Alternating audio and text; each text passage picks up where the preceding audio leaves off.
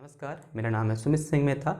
आज का मेरा टॉपिक है मैग्नेटिक मोमेंट ऑफ न्यूक्लियाई। ठीक है, इससे पिछले वाले लेक्चर में हमने पढ़ा था कि न्यूक्लियर स्पिन क्या होता है। आज हम पढ़ेंगे कि जो न्यूक्लियर होता है उसका मैग्नेटिक मोमेंट क्या होता है। न्यूक्लियर के मैग्नेटिक मोमेंट को समझने से पहले थोड़ा बहुत एटम के मैग्नेटिक मोमेंट के बारे में जान लेते हैं कि जो हमारा एटम होता है उसके पास मैग्नेटिक मोमेंट कहाँ से आता है, और उसके आधार पर फिर हम इस न्यूक्लियर के मैग्नेटिक मोमेंट के बारे में डिस्कस करेंगे तो थोड़ा आसानी होगी। ओके, तो सबसे पहले जैसे हम जानते हैं एटम में क्या होता है, एक न्यूक्लियस होता है और इलेक्ट्रॉन उस न्यूक्लियस के चारों ओर क्या कर रहे होते हैं, रिवॉल्व कर रहे होते हैं किसी एक ऑर्बिट में। इलेक्ट्रॉन क्या है, खुद एक चार्ज है, यानी जब चार्ज मूव करता है तो वो क्या प्रोड्यूस करता है, करंट प्रोड्यूस करता है। तो इसका मतलब क्या हुआ कि जो न्यूक्लियस के चारों ओर इलेक्ट्रॉन घूम रहा है किसी ऑर्बिट में, वो ऑर्बिट किसकी तरह बिहेव कर रहा है, एक करंट कैरिंग लूप की तरह बिहेव कर रहा है। किसकी तरह बिहेव कर रहा है, एक करंट कैरिंग लूप की तरह बिहेव कर रहा है। और कोई भी करंट कैरिंग लूप किसकी तरह बिहेव करता है, एक मैग्नेट की तरह बिहेव करता है, या फिर एक मैग्नेटिक डाइपोल की तरह बिहेव करता है। और उस मैग्नेटिक डाइपोल का क्या होता है, कुछ मैग्नेटिक मूवमेंट होता है। और इसी के कारण क्या आता है, एटम के पास क्या आता है, मैग्नेटिक मूवमेंट आता है। किसके कारण, जो हमारा इलेक्ट्रॉन है वो किसके चारों ओर रिवॉल्व कर रहा है, न्यूक्लियस के चारों ओर रिवॉल्व कर रहा है। इसे हम बोलेंगे magnetic movement due to orbiting of, या फिर due to orbital motion of electron. इसी प्रकार इलेक्ट्रॉन हमारा क्या करता है, अपने एक्सेस के अबाउट स्पिन भी करता है, और इसके कारण भी क्या होता है, जो हमारा एटम है उसके पास कुछ मैग्नेटिक मूवमेंट होता है। और इस मैग्नेटिक मूवमेंट को हम बोल देंगे magnetic movement due to spin of electron.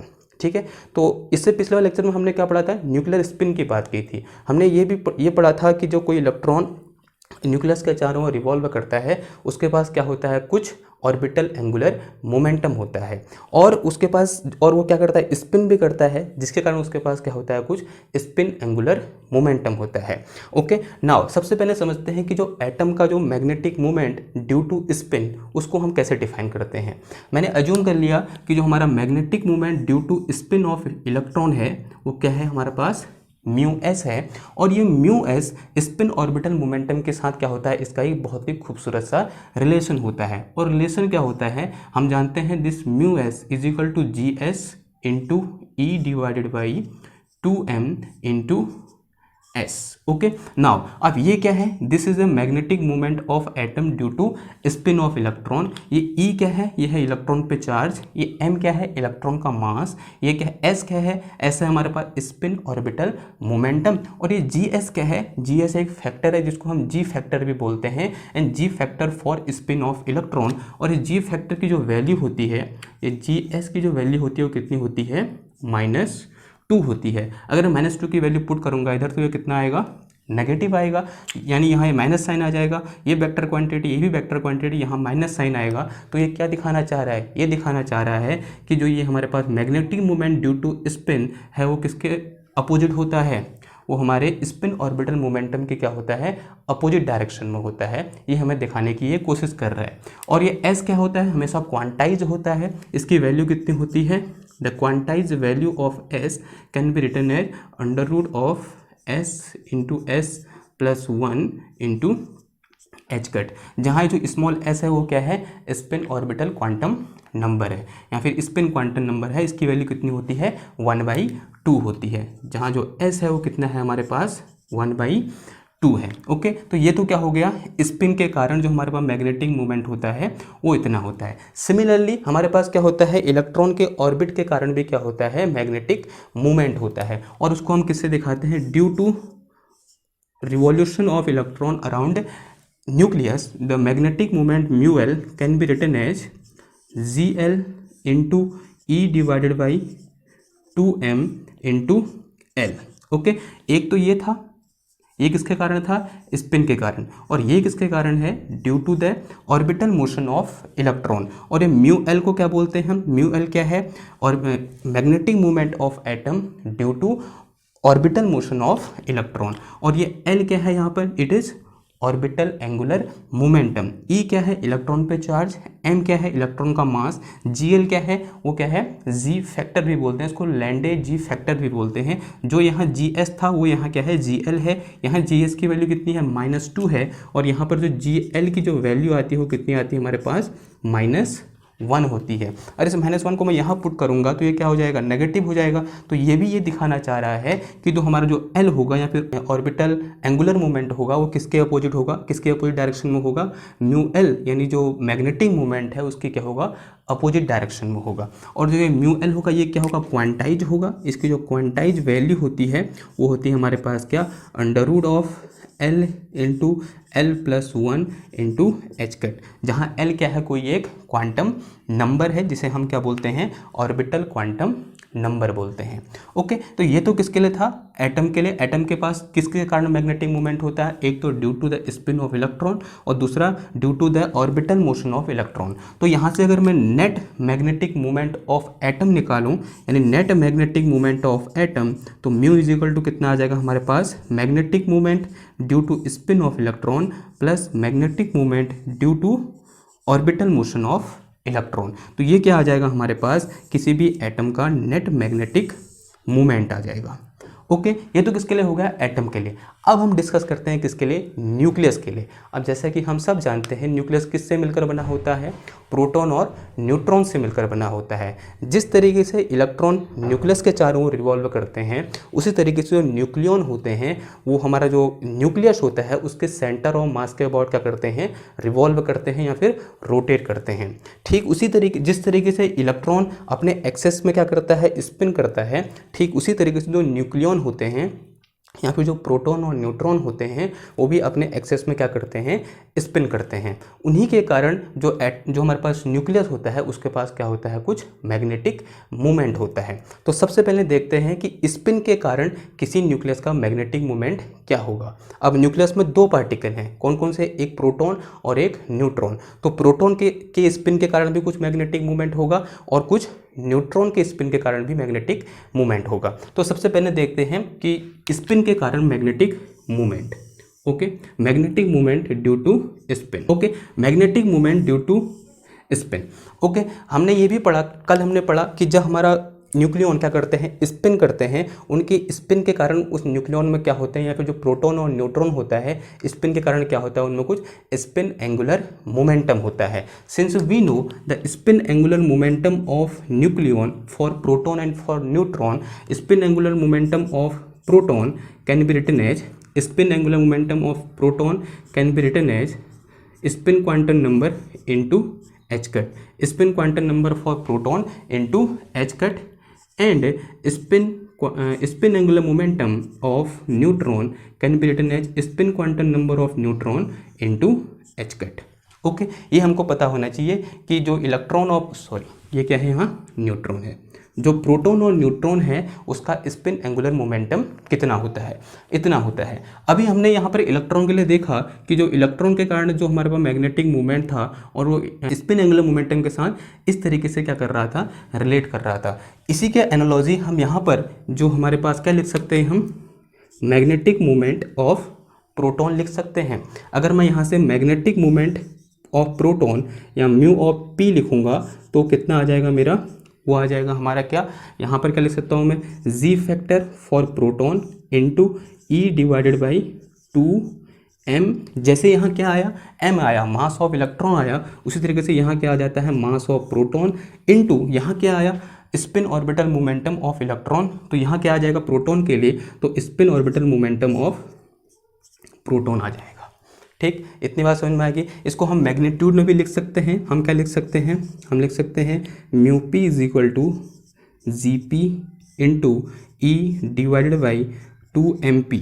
m क्या है, एक प्रोटॉन पे जितना चार्ज होता है और ये mp क्या है, मास ऑफ प्रोटॉन है। तो यहाँ से इसकी वैल्यू ये उठा के पुट कर दें तो कितना आ जाएगा, ये spin quantum number of proton into क्या आ जाएगा, एच कट आ जाएगा। ठीक, इस एच कट को मैं यहाँ से उठाकर कहाँ लिख सकता हूँ, ये अंदर लिख सकता हूँ।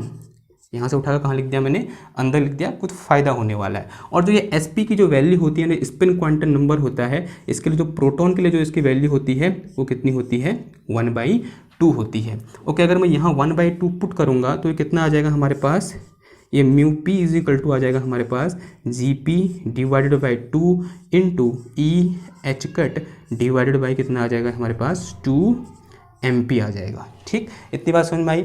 नाउ ये जो क्वांटिटी है यहाँ पर, ये EH cut divided by 2m, since जब हम एटम की बात करते हैं, एटम में ये जो क्वांटिटी होती है EH cut divided by 2m, जहाँ E क्या है इलेक्ट्रॉन पे चार्ज, H क्या है कांस्टेंट, 2 एंड m क्या है इलेक्ट्रॉन का मास, इसे हम बोलते हैं क्या, Bohr magneton.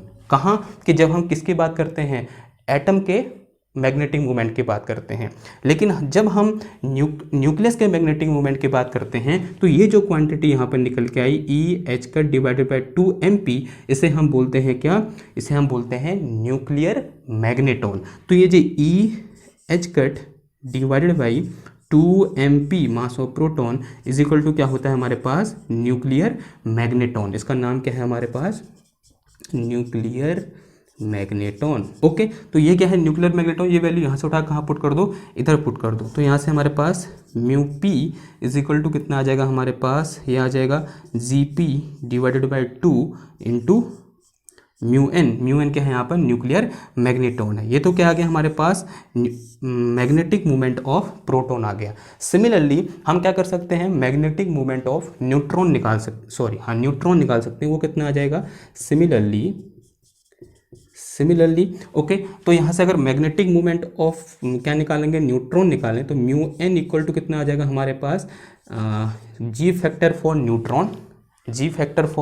Neutron into E divided by 2 into mass of proton and multiply में कितना आ जाएगा, इधर क्या आया था, spin angular momentum of proton आया था, तो उधर कितना आ जाएगा, spin angular momentum of neutron आ जाएगा, SN आ जाएगा। अब यहाँ पर SN की जो कितना पुट कर सकते हैं हम, SN into H cut put कर सकते हैं। तो यहाँ से हमारे पास म्यू एन, या फिर इसको हम मैग्नीट्यूड में लिखेंगे तब पुट करेंगे, क्योंकि ये मैग्नीट्यूड में होता है, ये क्या है इसका मैग्नीट्यूड में है। तो SN इक्वल टू कितना आ जाएगा हमारे पास इधर पे, mu N equal to GN into ये E और divided by 2mp into SN की जो कितना आ जाएगा, spin quantum number of neutron into H cut आ जाएगा। ये H कट अंदर आएगा तो ये टर्म फिर से क्या बन जाएगा, न्यूक्लियर मैग्नेटॉन बन जाएगा। ये वैल्यू इधर पुट कर देंगे तो यहाँ से मेरे पास mu N is equal to कितना आ जाएगा, GN, एंड फिर मैं SN की वैल्यू कितनी पुट करूँगा, SN की वैल्यू होती है, SN की वैल्यू होती है यानी spin quantum number of neutron, वो कितनी होती है 1/2। तो 1/2 यहाँ से उठा के तरफ पुट करूँगा तो ये कितना आ जाएगा, GN डिवाइडेड बाई 2 इंटू ये टर्म अंदर आया तो EH का डिवाइडेड बाई 2mp कितना आ गया, म्यू एन आ गया। ओके, तो ये टर्म, तो ये किसके लिए हो गया हमारे पास, मैग्नेटिक मोमेंट ऑफ न्यूट्रॉन हो गया, जो कितना आ गया GN divided by 2n into mu N. Say it is some equation 1 and say it is some equation number 2। तो ये तो किसके कारण आ गया, magnetic movement due to proton and neutron, due to one proton and due one neutron. Okay, now यहाँ पर जो म्यू एन और म्यू पी की वैल्यू होती है वो हमको एक्सपेरिमेंटली नॉन होती है। जब हमने मेजरमेंट किया तो हमको इन दोनों की वैल्यू कितनी मिली, इतनी मिली। ओके, यहाँ से थोड़ा कंक्लूजन निकलेगा, देखते हैं क्या निकलता है। अब देखते हैं, अब देखो इधर से ये हमने ये निकाला ना। अब देखो सिंस वी नो जो म्यू पी होता है वो कितना होता है हमारे पास, सिंस म्यू पी यानी मैग्नेटिक मोमेंट ऑफ प्रोटॉन वो निकल के आता है हमको मेजरमेंट करके 2.792 म्यू एन के हैं यहाँ पर, वही न्यूक्लियर मैग्नेटॉन है। अगर मैं ये वैल्यू यहाँ से उठा के इधर पुट करता हूँ तो ये कितना निकल के आएगा, देखो हमारे पास इन इक्वेशन 1 वी गेट क्या हो जाएगा 2.792 into mu N is equal to कितना आ जाएगा, ये क्या है हमारे, कहाँ है, इधर है। तो कितना आ जाएगा GP डिवाइडेड बाई 2 इंटू कितना आ गया, ये म्यू एन आ गया। इस म्यू एन से ये म्यू एन कैंसिल हो गया तो यहाँ से मेरे पास क्या निकल के आ गया, GP इज इक्वल टू कितना निकल के आ गया, ये 2 इंटू 2.7, ओके थोड़ा गलत सही है, 79 कितना है 792, 2.792, ये क्या निकल के आ गया मेरे पास, GP निकल के आ गया।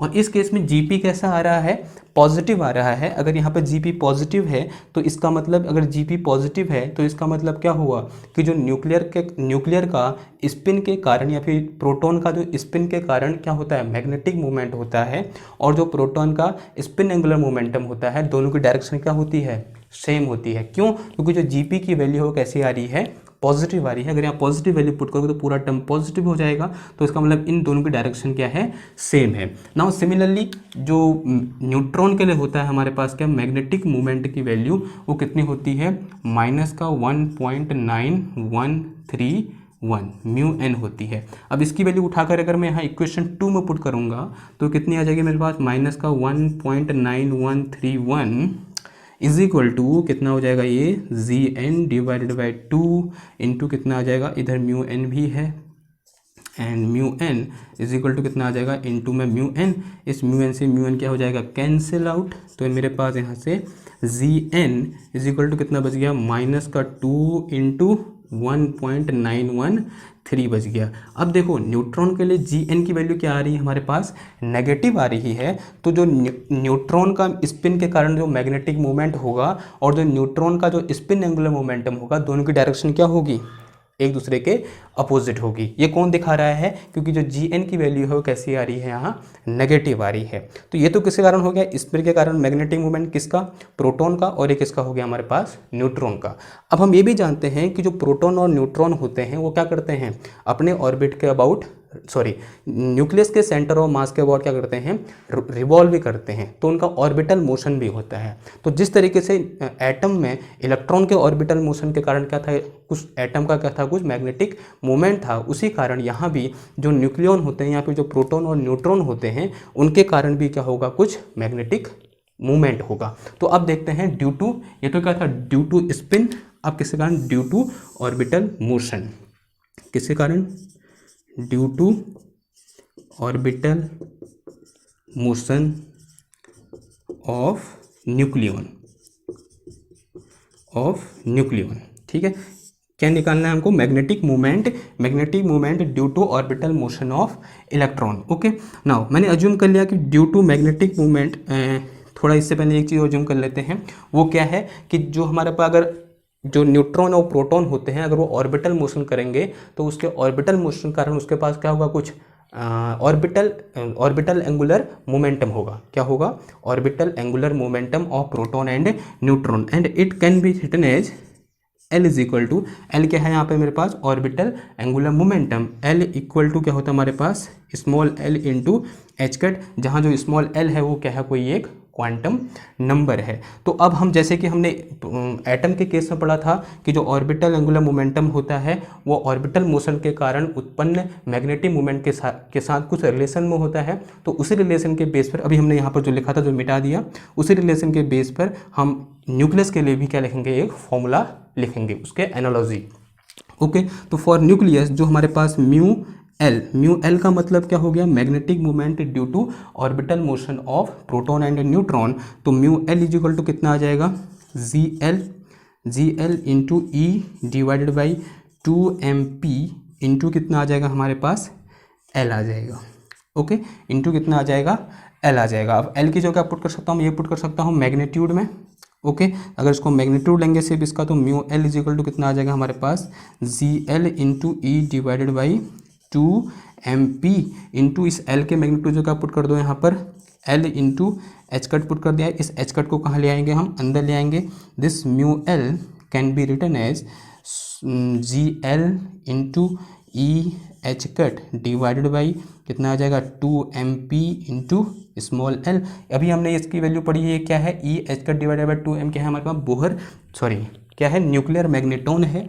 तो यहाँ से mu L is equal to कितना आ गया हमारे पास, जी एल इंटू एल यानी orbital quantum number L into कितना आ गया, म्यू एन आ गया। ओके, ये क्या आ गया हमारे पास, magnetic moment due to orbital motion of nucleon. अब जो ये जी की वैल्यू है उसको देखते हैं। तो जी की वैल्यू यानी जी एल की वैल्यू कितनी होती है, 1 होती है, किसके लिए, फॉर प्रोटॉन, किसके लिए, फॉर प्रोटॉन। और जी एल की वैल्यू किस 0 होती है, किसके लिए, फॉर न्यूट्रॉन, किसके लिए, फॉर न्यूट्रॉन। तो न्यूट्रॉन के लिए कितनी होती है 0, प्रोटॉन के लिए कितनी होती है 1। अगर न्यूट्रॉन के लिए 0 है, इसका मतलब क्या होगा ना, 0 पुट करूंगा तो जो न्यूट्रॉन के कारण जो म्यू एल होगा या फिर जो मैग्नेटिक मोमेंट होगा वो कितना हो जाएगा, जीरो हो जाएगा। यानी यहाँ से हमको क्या कंक्लूजन निकला कि जो हमारे पास न्यूक्लियस में जो न्यूट्रॉन होते हैं उसके ऑर्बिटल मोशन के कारण कोई भी मैग्नेटिक मोमेंट नहीं होता है। क्यों नहीं होता है? आंसर बड़ा सिंपल है, क्योंकि उस न्यूट्रॉन के पास कोई भी चार्ज नहीं होता है, तो एक चार्ज कैरिंग लूप की तरफ बिहेव नहीं कर सकता। और वहीं दूसरी ओर प्रोटॉन के पास चार्ज होता है, कितना चार्ज होता है, इलेक्ट्रॉन के बराबर पॉजिटिव चार्ज होता है, जिसके कारण वो क्या करेगा, कुछ मैग्नेटिक मूवमेंट प्रोड्यूस करेगा। जब वो कैसा मोशन कर रहा होगा, ऑर्बिटल मोशन कर रहा होगा। तो यहाँ पर तो न्यूट्रॉन तो हट ही गया, न्यूट्रॉन के कारण तो अब कोई मैग्नेटिक मूवमेंट हुआ नहीं, न्यूट्रॉन के ऑर्बिटल मोशन के कारण कोई मैग्नेटिक मूवमेंट नहीं हुआ। तो यहाँ पर सिर्फ किसके कारण हुआ, इलेक्ट्रॉन के ऑर्बिटल मोशन के कारण, सॉरी प्रोटॉन के ऑर्बिटल मोशन के कारण हुआ। तो प्रोटॉन के ऑर्बिटल मोशन के कारण के लिए मैं क्या लिख सकता हूँ, यहाँ पर इसको थोड़ा सा मॉडिफाई कर दूंगा। तो उसे क्या लिख सकता हूँ मैं, म्यू एल पी का मतलब क्या हुआ, magnetic moment due to orbital motion of proton is equal to कितना आ जाएगा, ये G L into, G L कितना होता है, 1 होता है। तो यहाँ 1 पुट कर दूँ मैं, तो सिंपल सा क्या लिख दूंगा, L into mu N. L क्या है, एक क्वांटम नंबर है जिसको हम ऑर्बिटल क्वांटम नंबर बोलते हैं, और म्यू ऑर्बिटल क्वांटम नंबर की वैल्यू, एल की वैल्यू क्या हो सकती है, 0 हो सकती है, 1 हो सकती है, 2 हो सकती है, एंड सो ऑन। और जो म्यू एन है वो क्या है हमारा यहाँ पर, न्यूक्लियर मैग्नेटॉन है। अब ये देखो, अब सबसे पहले हमने क्या निकाला, सही इट इज इक्वेशन नंबर 3 बोल दूं मैं। सबसे पहले मैंने क्या निकाला, एक प्रोटॉन के स्पिन के कारण कितना मैग्नेटिक मूवमेंट होगा, इतना होगा। एक न्यूट्रॉन के कारण कितना मैग्नेटिक मूवमेंट होगा, इतना होगा। यानी किसके कारण, स्पिन के कारण। ये किसके कारण था, स्पिन के कारण। और एक प्रोटॉन के स्पिन के कारण कितने मैग्नेटिक मूवमेंट होगा, इतना होगा। अब अगर मुझे पूरे न्यूक्लियस का निकालना है तो मैं क्या कर दूंगा, सबसे पहले तो क्या करूंगा, इंडिविजुअल न्यूक्लियाई के, सबसे पहले अगर मुझे क्या करना है, पूरे न्यूक्लियस का मैग्नेटिक मूवमेंट निकालना है, तो सबसे पहले क्या करूंगा, उस न्यूक्लियाई में जितने भी न्यूक्लियन हैं उनके इंडिविजुअल स्पिन के कारण मैग्नेटिक मूवमेंट का वेक्टर सम निकालूंगा। फिर उसके बाद ऑर्बिटल मोशन के कारण जो उसका मैग्नेटिक मूवमेंट है उसका वेक्टर सम निकालूंगा। फिर उन सब का वेक्टर सम निकालूंगा, जो रिजल्टेंट निकल के आएगा वही किसके बराबर होगा, हमारे न्यूक्लियस के मैग्नेटिक मूवमेंट के बराबर होगा। नाउ अगर मैं कहाँ लिखूँ, इसे मिटा दूँ, इसे मिटा देता हूँ, ठीक। अगर मैं यहाँ से क्या बोलूँ, मैग्नेटिक मूवमेंट ऑफ न्यूक्लियाई बोलूँ, या फिर नेट मैग्नेटिक मूवमेंट या total magnetic movement of nuclei बोलूँ, total magnetic movement of nuclei अगर ये बोलूँ, लेट अस से म्यू बोलो तो क्या हो जाएगा, सबसे पहले तो क्या करूँगा मैं, vector sum of magnetic movement of proton due to spin, mu P I. कैसा सम होगा ये, वेक्टर सम। फिर क्या, वेक्टर सम ऑफ किसका, magnetic movement of neutron due to spin, यानी इंडिविजुअल न्यूट्रॉन। फिर उसके बाद प्लस क्या होगा, मैग्नेटिक मूवमेंट ऑफ किसका, प्रोटॉन का due to orbital motion of proton, यानी individual proton, mu P I. ये भी कैसा सम होगा, वेक्टर सम। इस भी कैसा सम होगा, वेक्टर सम। ये तीनों का वेक्टर सम निकाला, फिर इन तीनों का भी क्या निकाल दिया, वेक्टर सम निकाल दिया। और जो टोटल निकल के आएगा वो किसके बराबर होगा, उस न्यूक्लियस के मैग्नेटिक मूवमेंट के बराबर होगा। तो ये क्या हो गया, हमारा मैग्नेटिक मूवमेंट ऑफ न्यूक्लियाई हो गया।